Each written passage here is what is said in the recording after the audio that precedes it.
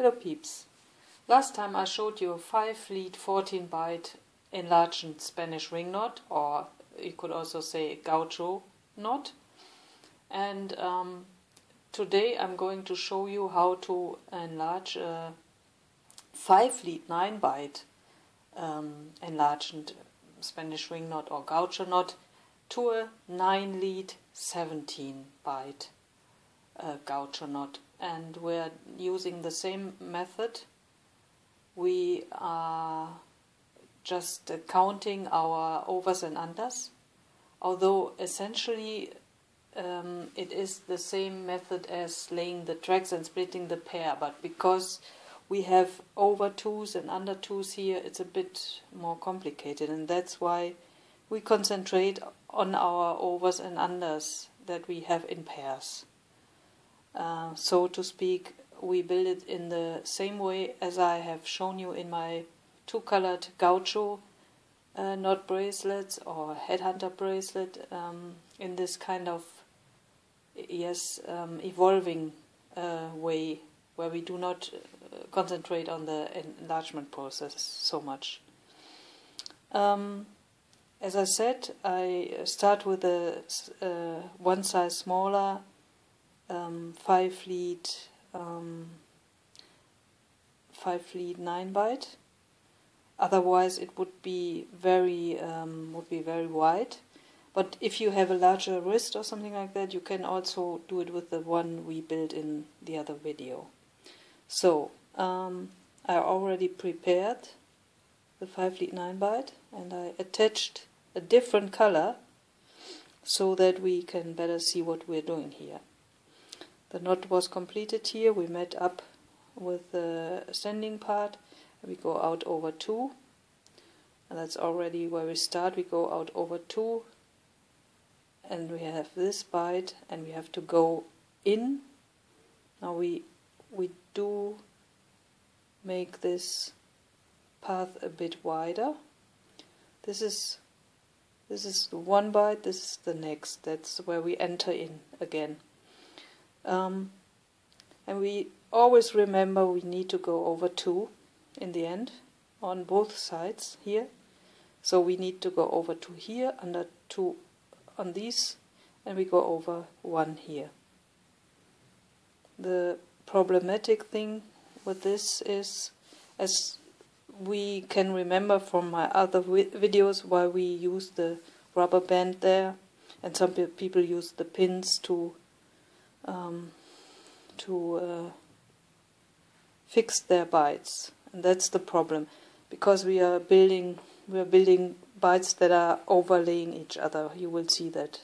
So we come out over 2 again, and now we are on the same round, and on the same round we always do the same thing. The point being is that you have to concentrate which is your bite where you come out, which is here this one, and which is the bite that is the next one you enter in, and then slightly open your path, and then you can easily do what you want to do. You go over 1, you go under 2, and you go over 2. I hope my cord is long enough for all this.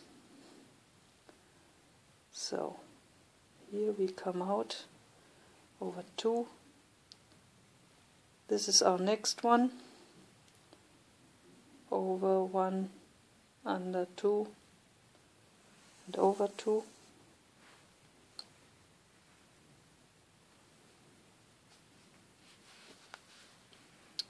And here's our beginning. And that's where the trouble sometimes lays when we come to our standing part again, that we do not cross the lines over or something like that.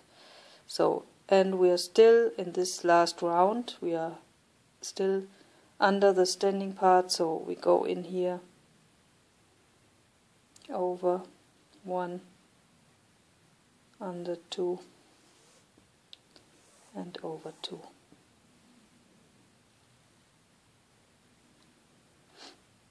So always try to keep your strings in position, And now comes the tricky part. You see, this is the one we built, the new one we built, and that makes this one slip under slightly, and we build another one here. And we have to really concentrate where our next byte is, where we enter in again. And now we are coming to the next stage. We can count. These are our 2 overs. This is the 2 unders, and now we have 2 overs again. So we go over 2 here, under 2 in the middle, and so over 2. Let me show you again. Here we came out. This was over 2 here. And this is kind of slipping under. But if we pry this open, we can see this is over 2, under 2, over 2. This part is really tricky, and the next one is tricky too. No, the next one is not so tricky because you lock them in again.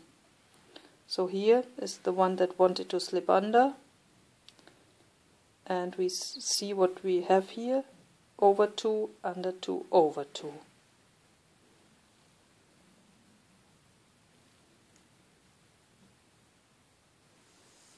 But we always concentrate on the byte side where we are leaving the knot. That has to be over 2. So we're still on this round or cycle, second cycle. Over 2, under 2. Come on, doesn't want to come. Over 2, and here's again.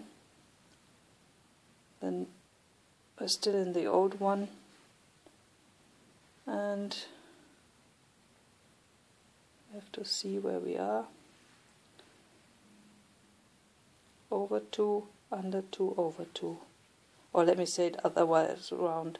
Over 2, under 2, over 2.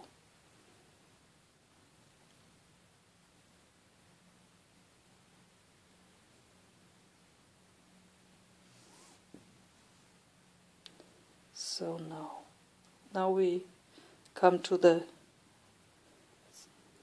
third cycle, and here we have some kind of slipping under. See, we have loose bytes here. That's the tricky part.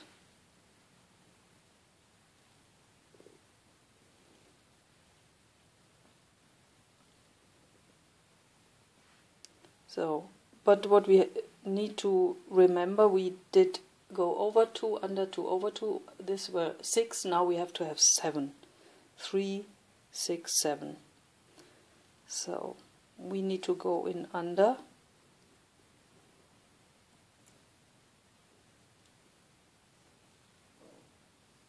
Over 2, under 2, and over 2.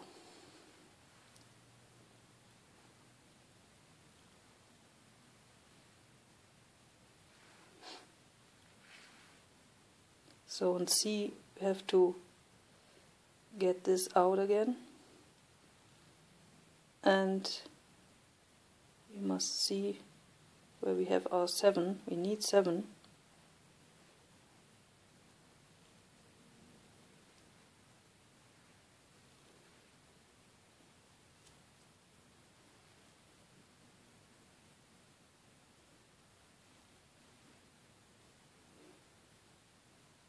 Three, 6, 7. This part is a bit tricky. You always want to take this with you, but if you just look at what is happening and if it looks right, and if you have the right overs and unders that we said that we need to have, then everything will turn out right. If not, you will immediately, or maybe not in the beginning, but you will see that there's something wrong. Under 1, over 2, under 2, and over 2 again. We're still in the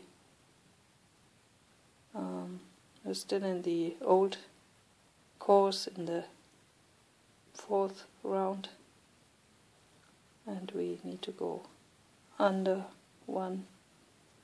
Now I get into trouble because I was too loose here, and my cord will be too loose. Something is wrong here.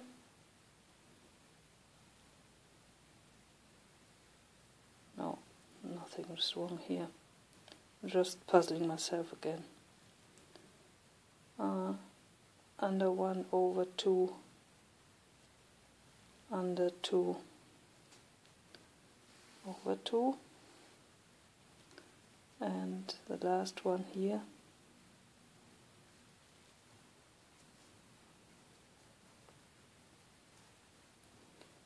Is this one, getting this one out again.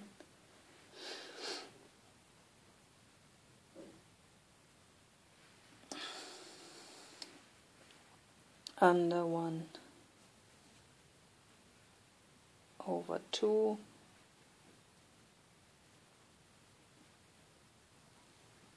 under 2 and over 2, and now I'm in trouble, so maybe I don't. So we are entering the last round, and you can see the pattern very nice now. So all these overlaying funny things are gone. We come out over 2, and now is the last one, and you can really see now the pairs that we couldn't see before like that, not that easily. And it didn't have to do with my tightening, because it always shows up in the last round. So you go under 2, go over 2, and always split the pairs, and go under and over and out. So here you can easily see what's happening. Under 2 and split the pair, and over 2 and under 2. This looks a bit funny, but once we take it and tear it open a bit, it becomes visible. So over 2, and here just arrange your path.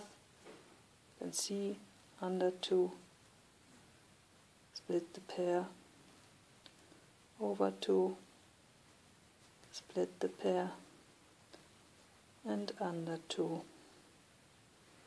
split the pair, and we're already there. So just push this in here, and we're there. So just shove it around a bit. Of course the tan is a little bit stiffer than the red, and so on. You have to just tighten it properly, and the thing is, put it on something. This just about goes over my hand. Yeah, just about. But the best thing is that you start your 5-lead 9-bite very loose, and on something that is somewhat bigger than your hand, and then let it loose and try to either weave it on your mandrel or try it in hand, but see to it that you don't tighten it up before the time is up. I used 1 meter of each color. Most of the time I forget because I never take measure, but these I measured and they are all 1 meter. So I hope you can follow, and thank you for watching.